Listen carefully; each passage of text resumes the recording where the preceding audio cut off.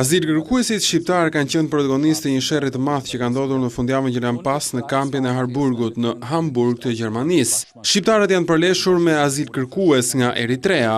Rreth 41 persona të moshës nga 20 deri në 40 vjeç janë konfliktuar me njëri tjetrin, duke përdorur mjete të forta si shkopinj, karrige dhe sende të tjera.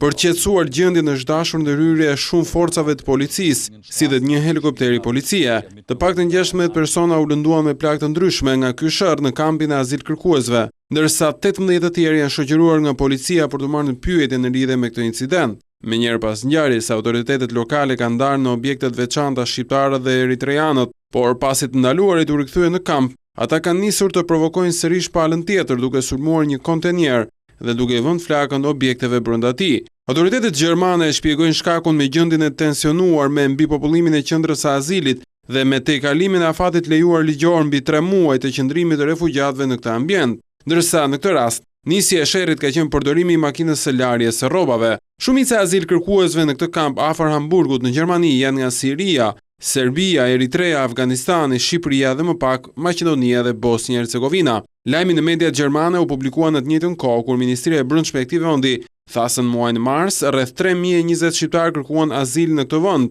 të tretët në listë pas kosovarëve dhe sirianëve, e me një rritje të ndjeshme me thuajse 50% nga muajt janar dhe shkurt.